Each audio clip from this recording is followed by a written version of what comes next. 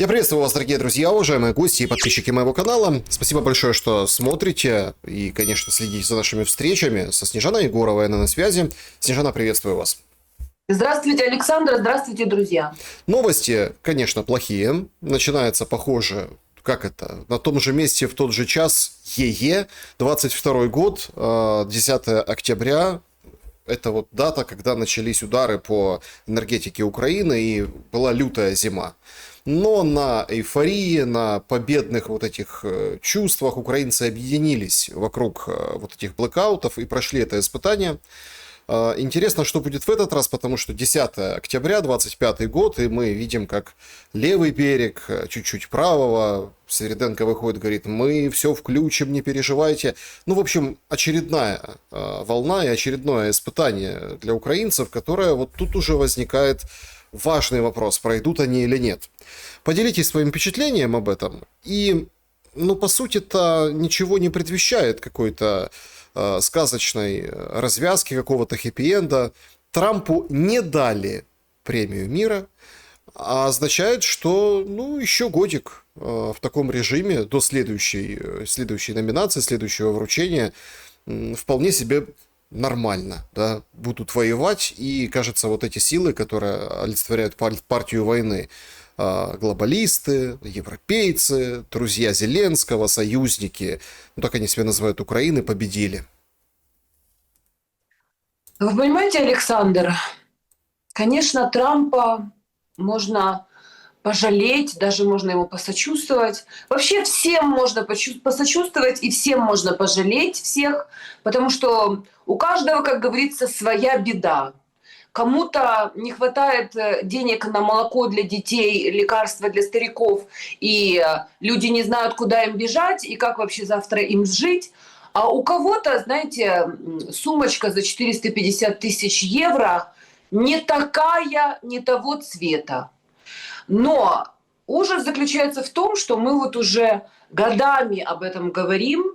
Я так точно, наверное, лет 10 последних, когда украинцы делали свой выбор на Майдане, когда они выходили и скакали, когда они последние деньги, пенсію свою тратили на то, щоб підтримати наших хлопчиків, наших бойовичків на Майдані, когда они рассказывали, как плохо им живется при злочинній владі Януковича, который строил для них больницы, школы и роддома, и когда доллар был по 8, у них была зарплата, и все было у них хорошо. То есть у них не стоял вопрос, как обогреть свои дома. Они уже к этому моменту начинали готовиться к новогодним корпоративам и думали о том, где они будут встречать. В теплой стране где-нибудь в Египте Новый год. Или все-таки останутся в своей холодной, морозной стране на саночках кататься, елку наряжать. То есть когда люди на Майдане в 2014 году были столь беспечны и думали, що от хорошо живем, а в Європу, якщо ми потрапимо, а якщо до НАТО нас візьмуть, то ще краще заживем. То есть те люди, которые призывали к благоразумию, говорили, что ничего хорошего вас там не ждет, да вас там ограбят, вас разденут, разуют, вас поставят на колени, вы будете там последними в очереди, вы будете просить подаяния, все ваши активы разберут, как говорится, как породистых щенков, присвоят, потому что это жесткий звериный капитализм, и входить в него, как говорится, нужно сначала отдай все, что у тебя есть, а дальше мы посмотрим, что тебе достанется. Тогда украинцы не верили людям, призывающих их к благоразумию. Тогда они верили в кружевные трусы, в филижаночку кави біля Венської оперы, Виденской и прочее и тому подобное. Если люди предпочитают жить больше в своих собственных иллюзиях, если они ценят то, что им досталось от предков, потомков, вернее, предков и отцов и дедов, которые для своих потомков проливали кровь на этой земле и надеялись на светлое будущее собственных детей. Если эти дети, получив светлое будущее, Потому что у них были школы, больницы, бесплатные детские сады. Они ходили 1 сентября с бантами, им выдавали букварь, портфель, и все у них было хорошо. Танцювали в танцювальних колективах, в музичну школу дітей відправляли. Если людям всего этого было недостаточно, если они это все не ценили, если они позволили сейчас в последние годы дойти до такой степени безумия, что сносят памятники павшим героям, если они выбрасывают кости героев войны на мусорку собакам, если они сжигают книги и переименовывают улицы, своих собственных сограждан к, как они называются, столбам привязывают, снимают с них трусы, избивают их. І для них головне, чому не українською, чому не державною, и вот это безумие развивается, то, в принципе, что можно об этом дальше сказать, Саша? Это расплата за безумие. Это расплата за безумие, как бы это ни было прискорбно. Но, к сожалению, вы понимаете, когда людям объясняют, что все проблемы от дурной головы, то есть от безумия. Если человек сам себя режет, занимается аутоагрессией, если он сам себя травит, там, я не знаю, наркотиками, алкоголем, там, не знаю, голову сует в микроволновую печь, хочет сброситься с моста. И тот, кто его пытается остановить, он говорит: что ты делаешь? Подумай, остановись. Да ты же кому-то дорог, да ты же кому-то нужен. Давай мы тебя полечим, давай мы тебе поможем, давай мы как-то с тобой поработаем. Потому что все, проблема вся в голове у людей. Но человек говорит: нет, я знаю точно, що мені треба пригнути з моста, тому що ото дядько мені в телевізорі сказав, що якщо я сігану з моста, то я безсмертний і зі мною нічого не станеться, бо я українець, а Україна безсмертна. В мене написано, що я маю душу і тіло покласти за нашу свободу. І якщо я не запаную у своїй сторонці, то це життя мені не потрібно з вами, москалями. Понимаешь, Саша, признание диагноза – это всегда первый путь к излечению. Ну, тут смотрите, лечение очень долгое. Вы взяли очень такую широкую рамку, наверное, это справедливо с определенных таких глобальных позиций. Но речь-то идет об элементарных вещах. Ну вот смотрите, это же просто профдеформация. Это просто, надо брать, окей, все, война, понятно, там, Нобелевскую премию Трампу не дали, пожалеем Трампа, но, значит, вот эти ТЭЦ, которые обстреливаются, вот эти подстанции, вот эти все, скажем так, энергомосты, было же время, как-то защитить, чем-то, каким-то образом, поработать, да, а получается, что власть не работала. Все сейчас вспоминают этого Мустафу Наема, который укрытие там строил, и где он сейчас, да, там, как он, да, там летает по всяким собраниям, выставкам, семинарам и форумам. Ну, а если разобраться, подождите, так все возможности, Европа дает деньги, то есть ничего не сделано, и вот эта вот плеяда, прости господи, вот этих нехороших людей, не хочу выражаться просто, вот эта плеяда, она продолжает, гадить людям в уши. Выходят там какие-нибудь там главы облсоветов, да, и говорят: держимся, враг хочет нас разбить, но мы незламні, вот вам пункт незламности. Приходишь в эту палатку, тебе дают 1,5 часа зарядить телефон, может, чаем угостят, если будет чай. Ну и, собственно, вот и все. Ким выползает в Николаеве, говорит: слушайте, как-то вы все кайфуете. Вон, посмотрите на Афганистан, на Палестину. Это же... Я изначально немножко был в шоке этого заявления, которое предваряло, да, вот новую фазу ада в Украине. А это просто элементарное окно Эвертона. Просто запустили, он же как? Его ж затерли, а когда надо, показывают. И вот его выпустили, он говорит: украинцы, еще все хорошо, кайфуете вы, по ресторанам ходите. Поэтому дальше кайфовать не будете. То есть ждите. Вот сейчас показывают картинку, как Цахал выходит из Газы. И пустые улицы, вот это вот все, месиво из камней, из этих людей бедных, несчастных, вот это все, кадры оттуда приходят, вроде как война закончилась, и можно немножко трезво посмотреть по сторонам. И мир в очередной раз ужаснулся. Так а нас к этому готовят. Нас вот об этом нам говорят.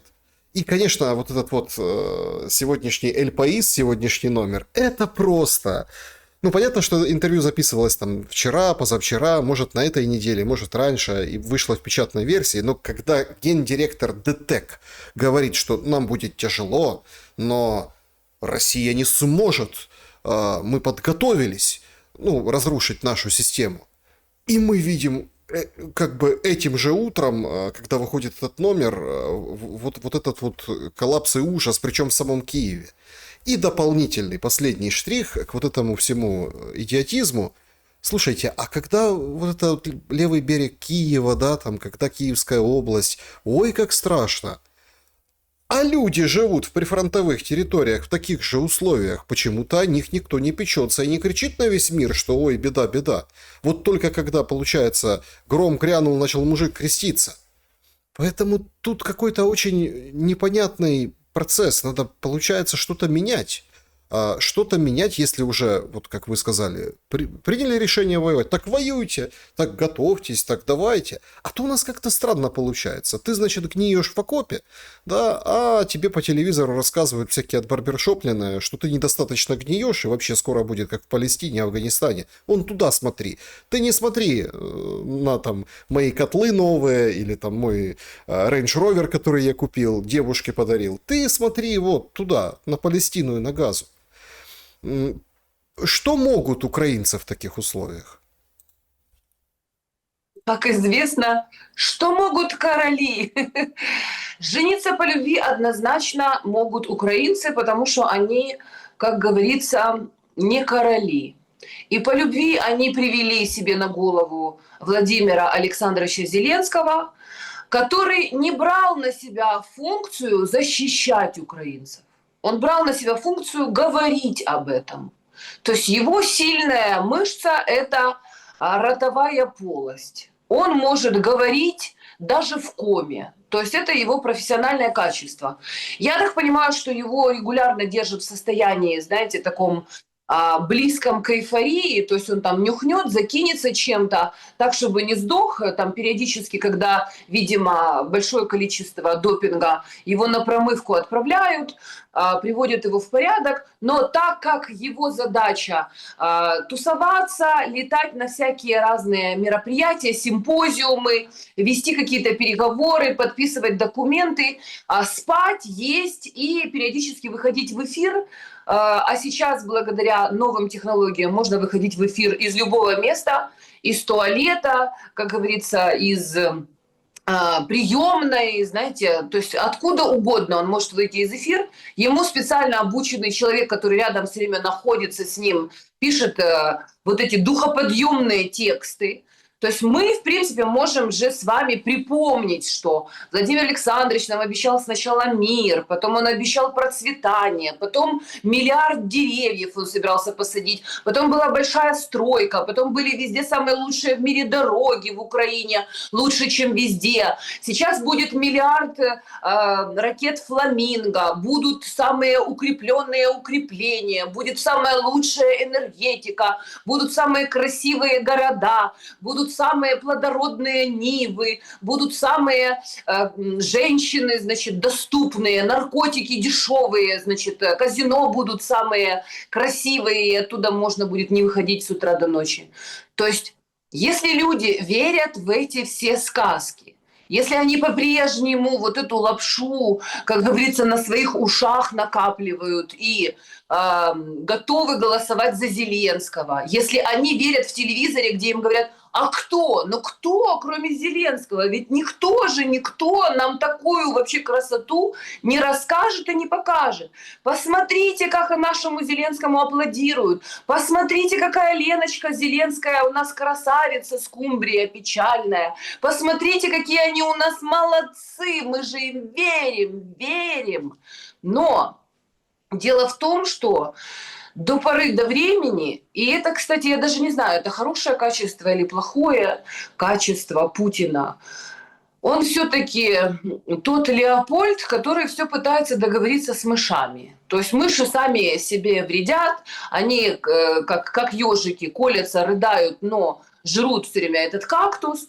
Но он все пытается с ними договориться и все говорит, что ребята, давайте жить дружно, ребята, давайте договариваться. 8 лет он пытался все договариваться по поводу Донбасса, все пытался, значит, автономию какую-то для них выбить, чтобы Донбасс остался в границах там 2014 года, чтобы не надо было воевать.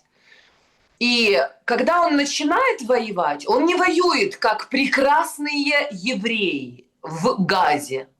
Вот жаль только, что Путин и Зеленский не могут поменяться местами, чтобы Зеленский уже развернулся на полную катушку. То есть если бы ему дать все, скажем так, рычаги, те, которыми обладает Путин, ядерную бомбу, ядерную триаду, подводные лодки и все остальное, вот бы он уже развернулся. То есть уже бы ни от Украины, ни от России, ни от Америки, ни от кого вообще не осталось бы просто живого места. Потому что, как вы видите, еврейский характер, он такой. Мы идем, как говорится, до конца, но сначала вы, до последнего украинца, а потом, может быть, мы. Но мы, скорее всего, как умный еврейский народ, в последний момент договоримся. Вы понимаете, то, что творится в Украине, это результат большого количества искажений и ложных представлений о том, что на самом деле происходит. И, конечно, средства массовой информации, этот зеленый шмарафон, все его спикеры, начиная от Портникова, Гордона, Прибацман и всех этих безумных говнопольских, Киселевых, Шустеров и всего остального, это все люди, которые сводили планомерно, долгими годами сеяли эту безумную бациллу в головы гражданам Украины, которые уже они потерялись, кто они, что они, где они. И, конечно, им рассказывают, подождите, холопы, вы что, вы же сами хотели в Европу, вы сами были согласны быть Афганистаном, быть Газой. Когда вам говорили, что будут сеять коноплю, что у вас отберут землю, что у вас отберут все права, что вас застанут воевать, ваших детей и родственников, что вам гробы пойдут. Когда вам это говорили, вы говорили, та нічого цього не буде. Ми віримо нашому Зеленському. Дайте будемо з цими москалями воювати до останнього українця. Оце правду каже Олена Зеленська, що українці готові сидіти без світла і без води, скільки треба, але ж тільки ми цих москалів маємо побороти. Ну, Саша, ну что говорить? Вот все, что мы с вами говорим, мы только сотрясаем воздух. И самое главное, что мы раздражаем этих людей. Потому что мы, как говорили 2 года назад, одно и то же. Я, по крайней мере. Точно так же спустя 2 года я это говорю. Что причина всех бед находится внутри Украины. Что беда и горе, и враг сидит на Банковой. Что вся власть, которая сходится к Зеленскому, они не рассматривают эту страну как ту, которую нужно защищать. Они не рассматривают себя как граждан этой страны. Зеленский видит свое будущее в другой стране. Там живут его дети, его семья, его родственники. У него там все хорошо. В замке, который они с Леночкой купили себе на старость, наверное, есть свет, интернет и вода. И они предполагают, что на этот замок непосредственно не прилетит никакой кинжал и никакой там, не знаю, авангард и прочее и тому подобное. Они думают о своем будущем. А от того, чем быстрее они расчистят это пространство, эту строительную площадку для Трампа или для BlackRock или для каких-то других инвесторов, которые эту землю скупили, тем быстрее, как им кажется, они смогут освободиться от этой тяжелой кровавой работы и отправиться, как говорится, уже на заслуженный отдых. Вы знаете, вот вы сказали сегодня про этого Кима, а я вчера буквально подумала на ночь, думаю, что-то заглохло это чудовище, оно вообще еще живо, здорово, где оно? А тут, глядишь, оно и вылезло. Вы понимаете, они все Зеленский ведь же подбирает по образу и подобию своему, то есть они ту власть как бы формируют, которая полностью транслирует каждый на своем уровне, ниже, ниже, ниже, но то, что находится в голове безумного поезда. То есть если поезд несется в пропасть, и рулевой абсолютно осознанно везет его в пропасть, и знает, что у него парашют за спиной. То есть, когда пропасть начнет уже поглощать этот поезд, и поезд превратится в самолет без крыльев и будет лететь, как говорится, к своему финалу, то все те, кто его туда направил, они выпрыгнут и на парашютах спокойно приземлятся там, где они готовят свои запасные, как говорится, аэродромы. А вот эти все обезьянки, которые едут радостно в поїзді і балакають українською, співають пісень і кажуть, що чому не державною, не українською, давайте книжки будемо палить. Вот эти все обезьяны, они их не интересуют. Это мы еще думаем, что это наши сограждане. Мы еще пытаемся пробиться к их сознанию. Я еще кричу там, а они потом говорят, що це вона така нервова? Треба спокійнесенько так балакати. Спокійно, нам подобається, коли тихо говорять, бажано українською. Понимаете, люди в безумии, в дурдоме. Они любят, когда их, песни им какие-то спокойные поют. То есть, когда их уже приговорили к смерти, их детей, их стариков, их города, их приговорили. Конечно, они хотят, чтобы не лечиться самим, не принимать никаких решений, чтобы не было в этом, как говорится, поезде смертников паники и тревоги. Давайте вспомним, как Владимир Александрович Зеленский убаюкивал бдительность граждан перед вторжением, зная прекрасно, что вторжение будет. Его предупредили неоднократно со всех сторон. По дипломатической почте ему послали со всех сторон послание, что Вова, остановись, иначе будет то-то и то-то. Что сказал Владимир Александрович Зеленский, стоя в костюме еще тогда на фоне флага? Не переживайте, українці, ніякого вторгнення не буде. Мы підемо на шашлыки, и все в нас будет добре. Они знали это все. И потом, как они оправдывались, они сказали, мы специально не сказали людям, чтобы они предприняли какие-то шаги или там выезжали, чтобы паника не началась, чтобы люди не начали бежать, чтобы они не перегородили дороги, а мы ж тогда не могли бы вывести свои войска и вести военную кампанию.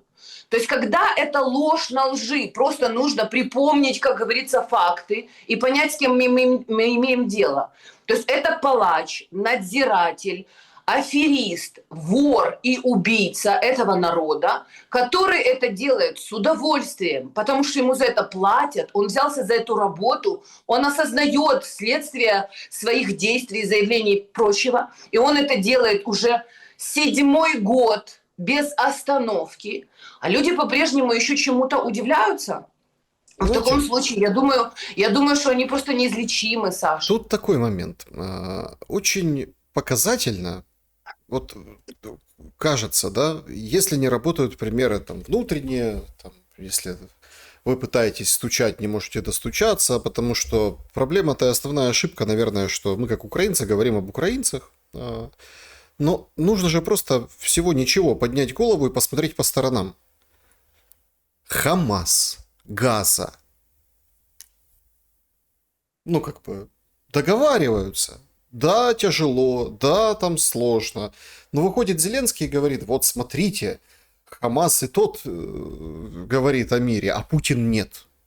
К чему он это сказал? То есть Зеленский, который угрожал блокаутами в Москве, сейчас мы видим блокаут в Киеве, утверждает план ударов по российской стороне и ждет, что это как бы Путина остановит в том, что он не отдаст приказа, выбивать энергетику. То есть это изначально такая вот история, что вот этот народ выставляют вперед, да, и и давайте, то есть, а мы воюем, а мы на зламне. Это понятно. Но если по сторонам посмотреть, значит, очень такие диковинные были сообщения вчера. Песков выходил, говорил о том, что никакого прогресса в переговорах нет, значит, Трамп и Путин не встречаются, то есть в обозримом будущем. Рябков говорит вообще, что Анкоридж выдохся, этот мирный импульс. Но опять метаморфоза. Вчера Ушаков вышел и говорит, слушайте, да все нормально. Ну, то есть каналы есть, мы работаем с американцами. По поводу Нобелевской премии Ушаков, кстати, сказал, говорит, ой, Россия не против. Пусть дают Трампу Нобелевку. Пускай.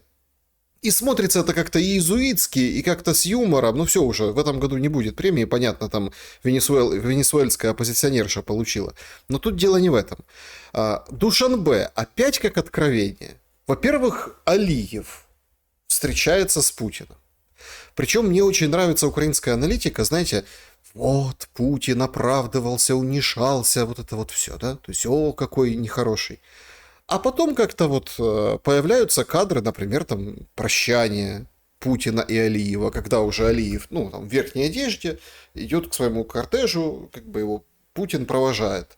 Они обнимаются, целуются, понимаете? Они вот это вот, то есть, а нам же эти же аналитики рассказывают о том, как, какая беда, какая черная кошка. И это тот же самый Алиев, который с Зеленским говорил по-английски на саммите специально. Да, они вот вдвоем говорили по-английски, хотя все прекрасно понимают, что говорят по-русски, они и деньги делают с азербайджанцами по-русски. То есть Алиев, получается, может вести политику, да, потому что подперла, и нужно как бы ссориться с Россией, ему смысла нет, поэтому ничего страшного, извинения приняты за этот борт азербайджанский, там есть, кстати, украинский след, есть вообще версия такая диковинная, специфическая, что эти удары там над Грозным это все произошло, то есть беспилотники так запускали, примерно, чтобы понимать, чтобы там рейс какой-то. То есть даже в этом обвиняют украинскую сторону. Такая доля цинизма. Но это как бы так, полуконспирологическая вещь, но тем не менее. То есть американцы вроде как общаются с русскими. И Путин лично говорит, Анкоридж в силе. Получается, то, что мы видим сейчас в этих отношениях Трампа и Путина, это, ну, это они просто играют сценарий. И Трамп играет, и Путин. Они уже обо всем договорились, и все остается в силе. И, значит, вот этот весь ужас, о котором мы говорим для украинцев, это тоже часть какого-то плана Трампа и Путина. Что вы думаете по этому поводу? Я думаю по этому поводу, Саша, что каждый должен заниматься тем делом, которому он учился. Дело в том, что вот вы сейчас назвали эти фамилии: Путин, Алиев, Трамп, да, в какой-то степени.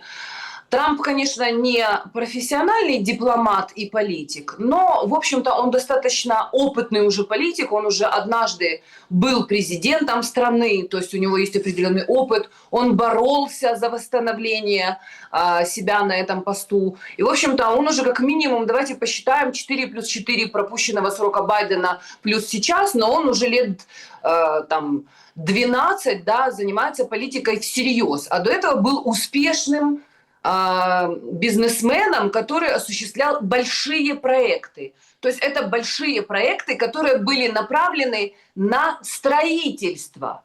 То есть он знал, каким образом договариваться с людьми, чтобы достигать каких-то положительных результатов, и его интересует, чтобы что-то было построено. То есть он не занимался, например, похоронным бюро, да, то есть его бизнес не был направлен на то, чтобы как можно больше людей умирало, от этого будет зависеть его прибыль. А ему как раз хотелось, чтобы что-то было построено, поэтому у него есть навыки, которые помогают ему налаживать контакты, который понимает, с кем он имеет дело. Вот эти так называемые сценарии, о которых вы сейчас говорите, это элементарная дипломатия. То есть Ушаков, Лавров, Алиев, Трамп и прочее. И даже Хамас, они знают законы дипломатии. Дипломатия, она для того и существует, чтобы держать в уме, иметь свои собственные интересы, но при этом учитывать интересы твоих так называемых партнеров, которые могут быть тебе совсем не партнеры, а иногда даже и конкуренты, но все равно ты удерживаешь баланс. А кто сейчас возглавляет Украину, Саш? Владимир Александрович Зеленский, который никогда не говорил своих собственных текстов. То есть он вообще не является мастером импровизации, и даже за последние годы он этот навык не приобрел. То есть он не способен мыслить собственной головой. Он произносит только лишь написанные ему тексты, которые он произносит с определенной долей постоянства, и там что-то, какие-то фрагменты он может компилировать, если ему что-то зададут вопрос, и якобы он от своего имени ответит, но по большому счету это будут фрагменты, которые он из предыдущих своих речей, он как попка-дурак много раз это повторяет, поэтому что-то в голове у него задерживается. Он не способен сам мыслить. Он не способен сам принимать решения. Он не способен понять, что происходит. У него нет эмпатии по отношению к этим людям, потому что он себя с ними не ассоциирует. Он звезда, я уже говорила. Это блуждающее скопление газов. Его главная задача – это аплодисменты и внимание к себе, и бабло, которое ему платят за выполнение определенной задачи. То есть, грубо говоря, він заробітчанин, понимаете? Может быть, поэтому его так любят на Западной Україні? Що він такий заробітчанин, що більше всіх заробив на цій війні, ми б так само, як і він, хотіли. Понимаете? Более того, в своей карьере он занимался телевизионным киллерством. То есть, когда он выходил на большую сцену центральной концертной площадки нашей страны, он легко и непринужденно по написанным текстам оскорблял Кадырова, оскорблял там Путина, оскорблял Януковича, Юлию Тимошенко, то есть политиков. То есть он дискредитировал их. И людям было весело от этого. Они думали, что он такой отважный, что даже он сам вот такое придумывает. На самом деле за ним стояли Коломойский, за ним стояли определенные, скажем так, бизнес и политические интересы. То есть он всегда чувствовал подписку. Он понимал, что он своим ротом все что угодно может ляпнуть, и ему ничего за это не будет, потому что ему за это платят. Это нравится людям, люди аплодируют, дядьки серьезные за его спиной стоят, в случае чего это они будут разбираться, что там Вова начесал.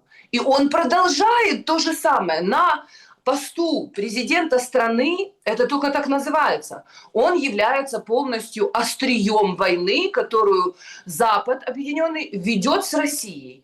То есть король Карл, там те же какие-то другие политики, хотя, в принципе, я думаю, что они тоже, их Зеленский покусал, они тоже сошли с ума, там Макрон, Урсула фон дер Ляйен, Мерц, по-моему, только одна Мелония, она еще не сошла окончательно с ума, она еще держится, как говорится, в рамках, еще помнит о том, что такое дипломатия. Может быть, под воздействием Ватикана, я не знаю, близкого расположения. Но все остальные, это же просто менеджеры, которых поставили для того, чтобы, грубо говоря, провоцировать Россию, российскую дипломатию, непосредственно Путина, русский народ, для того, чтобы русские вышли из берегов и устроили что-то, что они устроили сейчас в Украине, а желательно, чтобы еще и европейцы все чувствовали угрозу для того, чтобы в Европе вот эти вот обезьяны, подобные Зеленскому, рассказывали своему народу, что ваши проблемы здесь, вы плохо живете не потому, что мы мудаки, воруем у вас и не можем управляться с этим хозяйством, а потому что русские всему миру угрожают, поэтому нужно готовиться к войне. Ну, и под предлогом подготовки к войне, Саша, они грабят свои собственные народы. Тут возникает важный момент. Все-таки, во-первых, разница огромная между европейскими, гражданами европейских государств и украинцами. Какая? Большая в Например? свободах, в как бы экономике, в жизни, в которой они живут и жили все эти годы.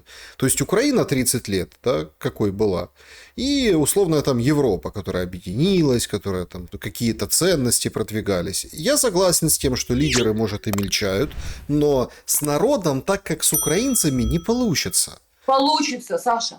Получится. В прошлом веке с народами европейскими сделали все, что хотели фашисты. Они полностью оккупировали всю Европу. Они полностью загоняли тех, кого они считали группы населения, там, коммунистов, цыган, евреев, кого они там считали, каждый, они все время находили, кого нужно, с кем бороться и кто мешает им жить. Они построили концлагеря, они сжигали людей в газовых печах. Получится с ними все это сделать. Просто другой вопрос, что 30 лет после распада Советского Союза Европа жировала на разграблении соцлагеря. Нужно просто чуть-чуть, ориентироваться не на Зеленского, то, что он в телевизоре бред несет свой наркоманский, а все-таки послушать людей, которые занимаются аналитикой, которые исследуют эти процессы. Все богатство и расцвет вот этого Европейского Союза, оно построено на том, что они грабили нас с вами, нас, наших детей, наших дедов, отцов, наше наследие, которое они нам оставили. Потому что они здесь запустили процесс распила, разграбления, они поставили вот этих гауляйтеров, которые продали Черноморское морское пароходство, распилили его, распилили заводы, все это вывезли, и станки, и детали, все, что можно было реально вывести, они вывезли реально, а все, что можно было попилить вообще и вывести в качестве бабла, они вывезли туда. Там они свои счета открывали, там они виллы, яхты, дачи. То есть это было же впрыскивание в их экономику. Более того, люди высокообразованные, высокоинтеллектуальные, достойные, трудящиеся, работящие, которые в Советском Союзе формировались, они тоже поехали туда поднимать их экономику. Это очередная волна. Сейчас вот те украинцы, которые еще более-менее на что-то способны, получили в Украине, которую они считали какой-то не такой и не европейской. Так образование они получили в 10 раз лучше, чем сейчас их дети будут получать там в Европе. Потому что там, для того, чтобы в Европе получить такое образование, которое в Украине даже незалежной, на остатках Советского Союза получали люди, нужно платить бешеные бабки, которых у них там не будет. Возможно, там у какого-то малого процента, кто вывез туда миллионы какие-нибудь, успел. Может быть и получится, но все равно их не примут в эту элиту, потому что Европа относится ко всему вот этому соцлагерю как враждебной социалистической, коммунистической заразе, которая стремится, как говорится, к справедливости, к равенству, потому что мы все-таки, как ни крути, потомки Советского Союза. И мы не понимаем, что такое королевская семья, которая выше всех, они суверены, а вы все холопы, вы не имеете права на то, что имеем право мы, потому что так было по признаку нашего рождения, так будет всегда. Сейчас я надеюсь, что все люди, которые в Европушку поехали, и, как говорится, у них прошел первый флёр от того, как здесь все красиво, замки стоят, люди спокойно, тихонечко ходят, никто не ругается, все вот так. А потом, когда они там поживут, они почувствуют, кто они такие и зачем они здесь. Потому что они там холопы, нижний слой, и они там станут в один ряд с вот теми, которые из Бангладеша, из Африки, вообще рабы, которые должны работать, не разгиная спины, Хорошо. поднимать экономику. Давайте с вами поговорим о том, что делать в этой ситуации. Ну, вот мы, опять-таки, это все очень прекрасно. И это я так вижу, это вот, давайте поговорим о там, первопричинах. Окей, по состоянию на сейчас, что реально можно сделать? Опять-таки, какие конкретные шаги? Взять, отдать Путину территории, 4 области и Крым, что там, да, вернуть русский язык, но опять-таки уровень ненависти будет очень высокий. Если, допустим, даже применить там, вот эти все законодательства, откатиться по Конституции, по НАТО, вы понимаете, о чем я, то есть выполнить условия, да, российской стороны, но внутри настолько накаленная обстановка и атмосфера, что это не воспримется именно на обычном гражданском бытовом уровне. Получается, что это невозможно. Это сразу приведет к определенному коллапсу и краху. Ведь давайте даже вот один простой пример. Карточный домик украинского законодательства сегодняшнего дня. Не того, которое было когда-то, а вот сегодняшнего дня. Мы выдергиваем или там одну спичечку, или карту, выдергиваем военного положения, все рушится. Все рушится. И все там вот эти возгласы: «А давайте жить опять по Конституции», уже не получится по Конституции, потому что мы видим абсолютно другой, ну как, социальный уклад, о котором вы красноречиво говорили выше. Получается, что нужны какие-то экстраординарные, резкие или, ну, какие-то абсолютно тонкие, но другого характера шаги. Какие, на ваш взгляд? Ну, смотрите, Саша, я же, в принципе, не тот человек, у которого спрашивают, да, и которому дают ресурс и возможность этот вопрос решить. Но я могу только лишь сказать одно. Есть два варианта. Если люди хотят продолжать воевать и удовлетворять свою святую ярость и ненависть, да, вот эту вот, которую у них искусственным образом создали за эти годы. И создатель этого безумия, и Зеленский, и вся его клика, и весь вообще информационный фон, который заточен под него. То есть вся вот эта вот машина информационная, она расплескивает эту ненависть и злобу в сознании людей.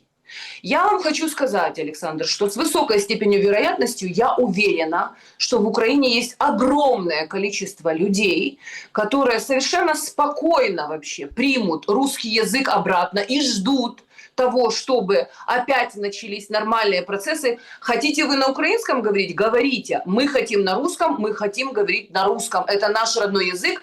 Мы хотим учить детей, мы хотим, чтобы в библиотеках были Чехов, Пушкин, Достоевский, мы хотим чтить нашу память и наши памятники, ходить в нашу церковь и ходить по нашей собственной земле, потому что мы точно так же здесь рождены, как и вы, и ходим с таким же паспортом. Поэтому давайте договариваться.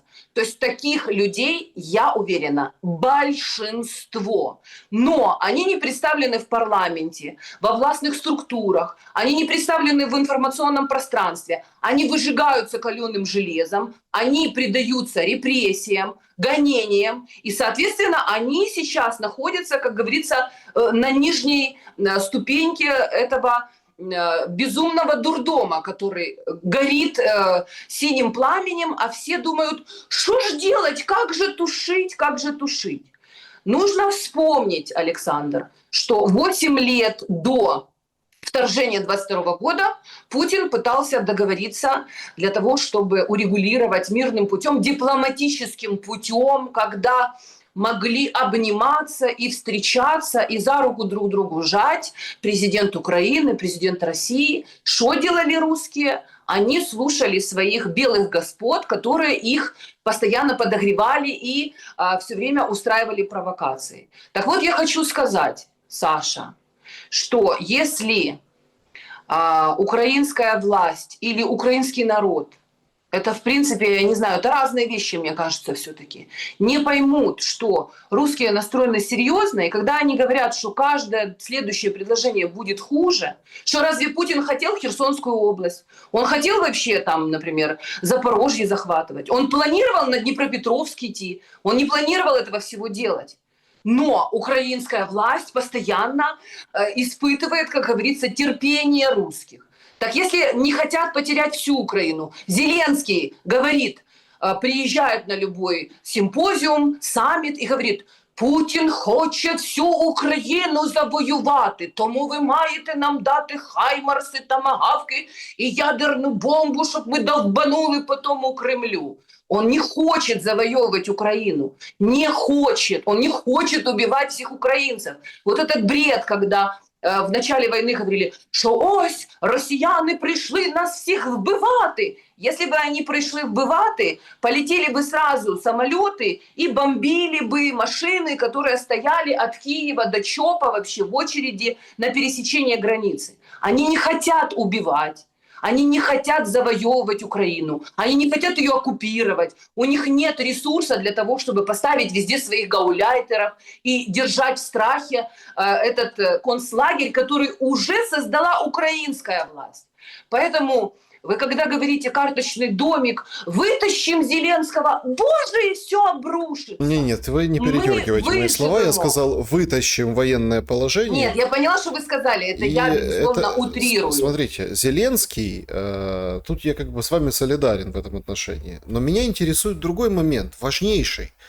Делать что? Ну вот, смотрите, вы активно, кстати, Саша, я вам рассказываю, нужно. подписывайтесь, пожалуйста, на Снежану Егорову, она ведет стримы, общается с аудиторией, тоже, ну, ссылка, как обычно, в комментариях.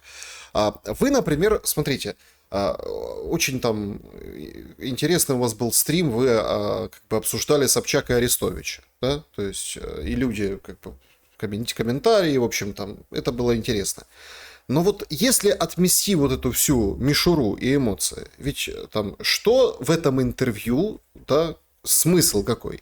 Отдаем области и Крым, да, там русский язык, церковь восстанавливаем, значит, ну, важно, что из важного, да, молимся за солдат друг друга, да, ну и понятно, надо ехать в Москву и договариваться. Это вот если вот суть, да. Эту суть, и, собственно, сам Арестович на этом сейчас тоже делает акцент, отброшено вот этот набор как бы действий, которые он предложил, Россия отбросила.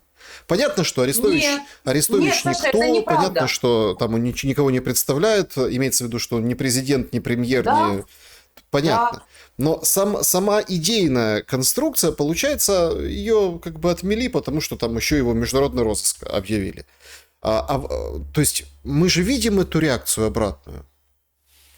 Ну, смотрите, я как раз вот большой делала стрим по поводу Собчака и Арестовича, не просто потому, что это Собчак и Арестович, а потому, что это явление.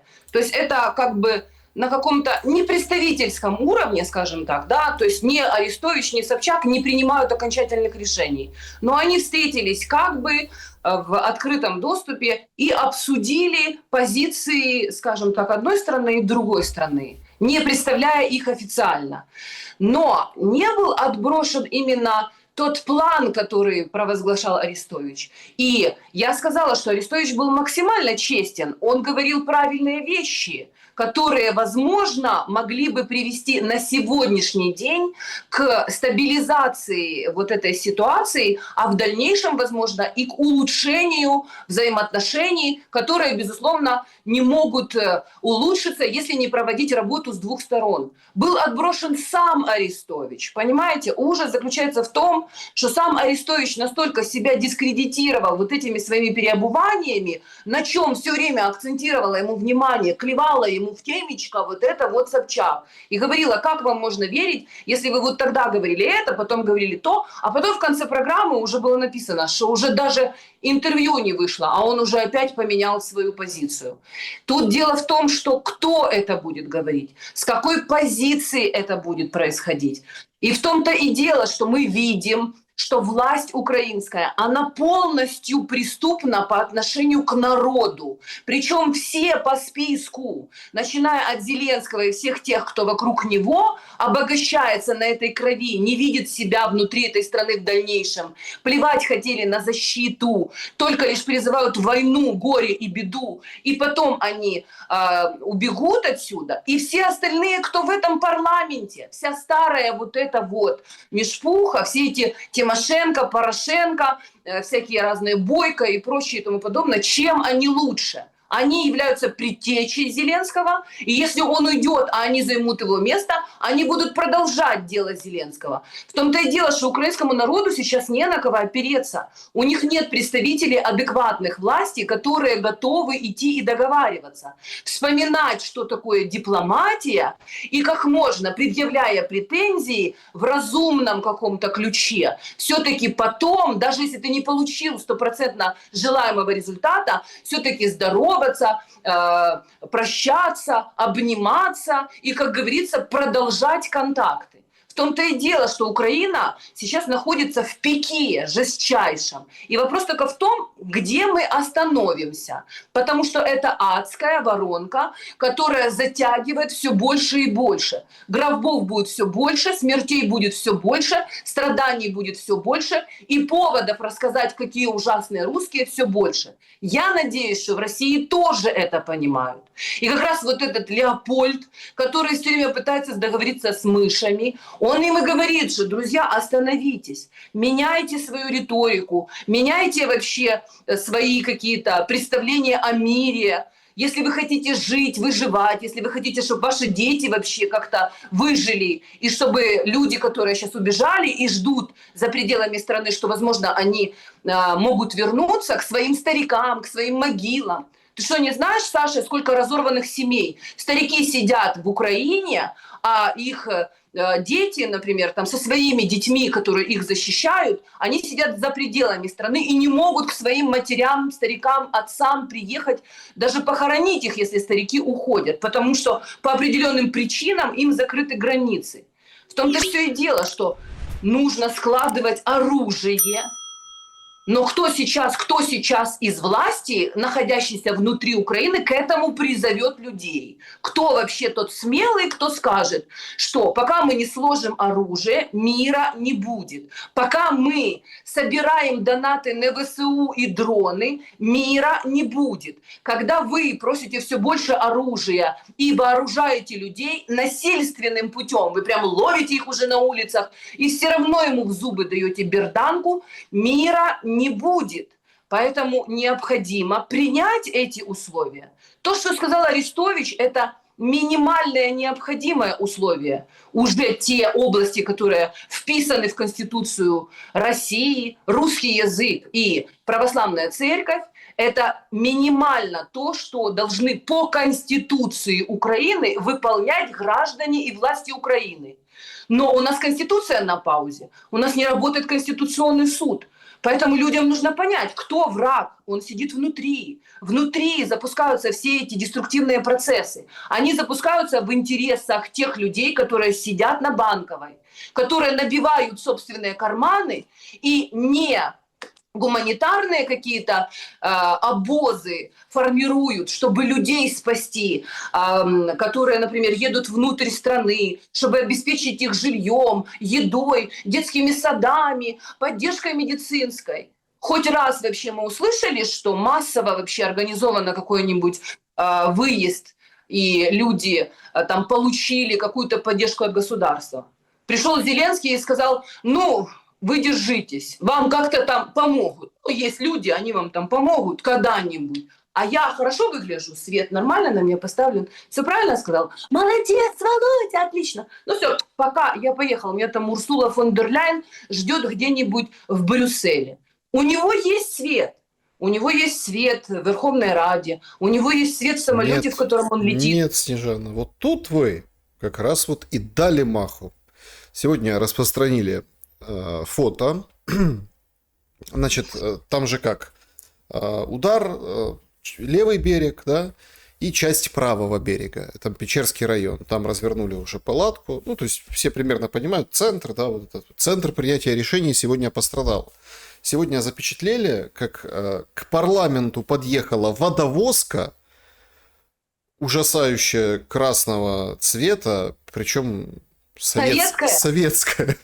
Подъехала водовозка. Надо было по ней ударить, по советской водовозке. Оттуда вышли из парламента, видимо, работники парламента, да, с вот этими пустыми 5-литровыми баклажками с водой, да, бутылками вот этими. Подъехала эта водовозка, из шланга налили, они набрали воды и понесли в Верховную Раду. Поэтому в Раде нет воды. Власти так же тяжело, как и тебе, простой украинец. Да, Саша. Надо было только власти еще проверить. Может быть, там был еще советского образца водитель, и прежде чем налить из шланга из советской водовозки власти водичку, он плюнул туда со всей пролетарской ненавистью своей советской слюной, понимаете? На самом деле, конечно, Саша, хорошо нам, как говорится, шутить, потому что это уже последнее, что нам остается. Я уже не знаю, сколько надо слез пролить вообще, и как еще можно достучаться, и какие бить колокола, чтобы люди прозрели.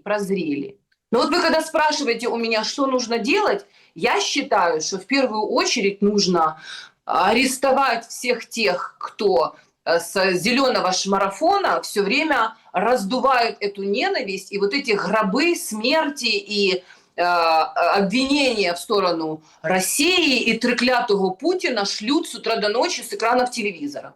Потому что, вы понимаете, если мы граждане Украины, мы обязаны призывать к осознанности власти Украины. Это наша гражданская ответственность. Мы, конечно, можем, знаете, смотреть все время в сторону Кремля. Вы знаете, есть такой один прекрасный дедушка, значит, который каждый день выходит и рассказывает, что бегите, бегите, украинцы, что вы сидите, ой, боже ж, боже, горе, горе, яка беда. Но проклятый Путин, значит, вот это вот горе нам принес нам горе, проклятый Путин. Вот там у них в России как все плохо, ужасно, у них там все плохо. А я сижу все время, слушаю и думаю, а что, у нас хорошо? Ну, то есть при чем тут проклятый Путин? Вообще, насколько я понимаю, в России как-то так не очень сильно и чувствуют, что идет специальная военная операция. Да, в приграничных там Белгородской, Курской областях есть проблемы, и там те, кто непосредственно близко находится к этим регионам. А везде все остальные живут себе нормально. Они нормально ходят на работу, дети ходят в школу, у них бесплатная медицина, как их армия их бережет. Полиция людей не ловит на улицах, не гонит на убой. То есть они там нормально себя чувствуют. Они еще очень долго могут находиться в этом положении.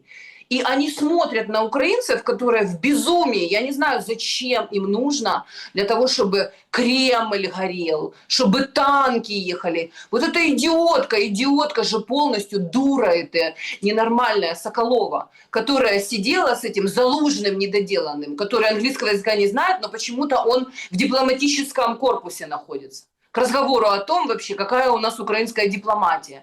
І коли вони так радісно сиділи в теплій студії, говорили, що оце поїдете на танку по Червоній площі? Поїду, каже генерал Залужний. Ну так если сейчас убрать Зеленского теоретически, поставить Залужного, то что изменится от перемены мест слагаемых?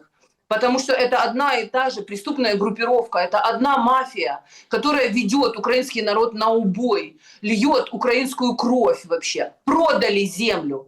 То есть они совершили такое количество преступлений своих должностных на уровне принятия законодательства, что они уже не могут просто так спокойно уйти, потому что они понимают, что они вот это все запустили. Это их дело рук, и не нужно снимать с себя ответственность. И люди, которые берут оружие, которые датирують ВСУ, которые збирають на дрони, які кажуть, що будемо воювати до останнього українця і москаляку на гіляку, они тоже совершают преступления. Поэтому, когда к ним прилетает, очень странно, что они удивлены за что. Ну, то есть, или надо украинскому народу как-то определиться. Мы хотим все умереть.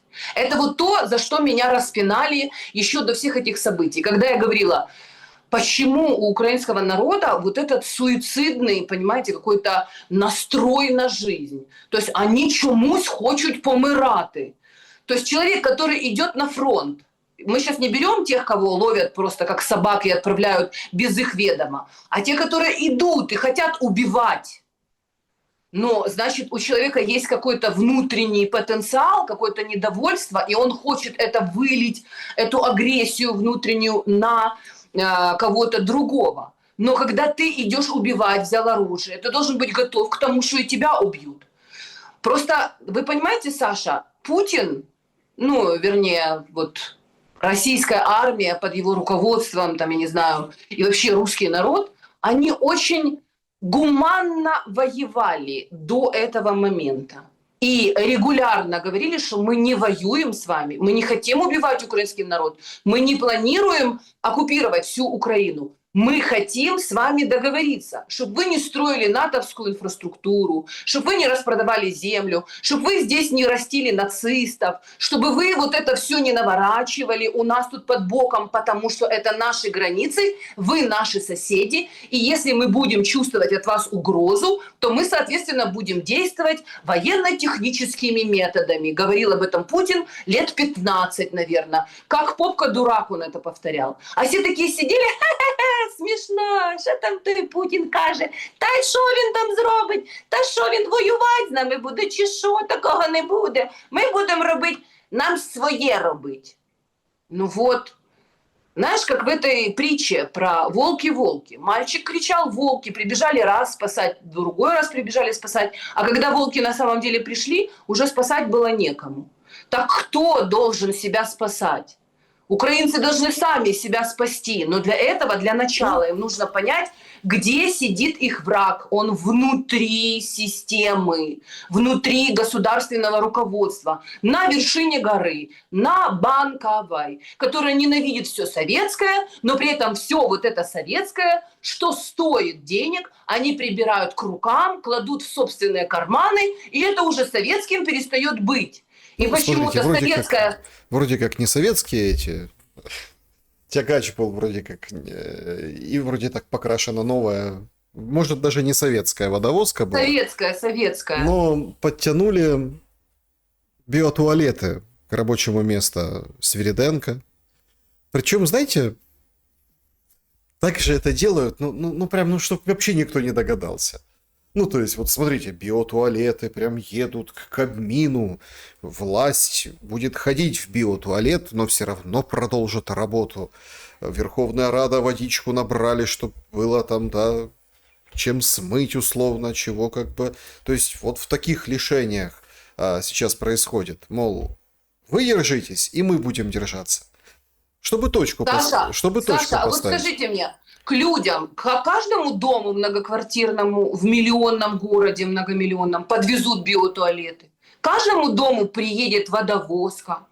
То есть, понимаешь, из-за того, что это тупые, безмозглые обезьяны из шоу-бизнеса, которые кроме как трындеть ничего не умеют, они никогда ничего не строили. Они никогда ничего не создавали. Они не понимают, что сломать легко, а построить и наладить – это колоссальный труд. Целое поколение наших предков строили эту страну, строили эти заводы, строили эти улицы, города, больницы, там, не знаю, дома, строили вот эти все трубы, прокладывали в расчете на то, что они будут жить в высокой цивилизации. Но долбакони погружают Украину в 17 век, вот в этот садок вишневий коло хати. Они свои больные какие-то фантазии про якусь країну мрій, где вообще Украина одна находится на планете. То есть нет Москвы, нет Кремля, нету Орбана, нету вообще никого нигде, нету Лукашенко, нету Белоруссия вообще в огне. То есть везде яма, и тільки в центрі Україна така стоїть и радіє. Пташки співають вообще, воды нет, растительности нет, проте мы все украинцы в вышиванках. Но это же бред, Саша, это же навеянный и полностью индуцированный бред, который крутят у людей в голове 24 часа в сутки. И вот этот вот облучатель из телевизора им постоянно вот это все вливает в голову. Они же по-другому даже мыслить не хотят. Для этого было зачищено информационное поле. Для этого мы с вами, вы, я и даже тот же Арестович были изгнаны из страны. На нас повесили ярлик «це вороги», «це зрадники», «вони рука Кремля». І тому ми їх слухати не будемо. На каком бы ты языке с ними не говорил. Вы шикарно владеете украинским языком. Я перфектно ним володею. Даже Арестович чешет по-украински прекрасно, лучше, чем многие другие, кто там сидит на этом конченном шмарафоне. Но они не хотят здравого смысла. Они хотят безумия. А если они хотят безумия, и они так неистово хотят умирать, они хотят умереть от холода, они хотят, чтобы по уши вообще, они в дерьме сидели в своих многоквартирных домах, чтобы нечем было смывать дерьмо, которое они будут исторгать из своих организмов. Вот они хотят в полной мере почувствовать, что такое країна мрій. Вот та образца 17 века, за которую их отправляют воевать. А потом гробы им вместо живых их детей, которых они растили, кормили, водили по советским улицам, в советские детские сады, советские сказки им читали, советские мультики они смотрели. А теперь они вдруг забыли, что вони були совєтські, і говорили по-руськи, нічого їм не мешало. Тепер вони якісь стали українці, і вони всі хочуть в Європу. Так вот, все те падлы, суки, которые провоцировали все эти конфликты, которые с Западной Украины приехали, вот это вот замутили, закрутили, намародерили, ограбили здесь, кого только могли, они все будут в Польше, в Канаде и далее по списку, потому что у них уже эта схема отработана. Крысы сбегут с этого корабля. А те люди, которые поверили им і подумали, що да, це правду, напевно, люди кажуть. Напевно, нам краще буде в Європі жити, ніж з отими москалями. Вот эти все дурачки наивные, которые поверили, они останутся здесь подыхать. Без воды, без света, без интернета, но зато они будут аплодировать Владимиру Александровичу Зеленскому, там сходят в какую-нибудь палатку, Кличко им даст возможность за 5 гривен последних подзарядить телефончик, они вот так вот его откроют и скажут: о, наш Зеленський поїхав до Урсули фон дер Ляйн, ой, Леночки за 450 тисяч ще одну сумочку подарували, ой, як хорошо. Хлоп, закончилось электричество. До побачення. Країна в смартфоні схлопнулась. И А вот ты сбил остался туалетом, на да. руине. Снежана Егорова была моей собеседницей сегодня. Спасибо за время и мысли. Спасибо, Александр. Извините, ради бога, за мой праведный гнев, но я надеюсь, что он рано или поздно хотя бы какому-то количеству людей промоет мозги, и мы поймем, что мы потомки победителей, и наше дело побеждать. И в первую очередь безумие в собственной голове. Желаю всем удачи и просветления. С Богом. Ну и переиначивая известную фразу, да, как там, разруха не в биоклозетах, а в головах. 100%. Берегите себя, всем добра и света. Увидимся. Пока.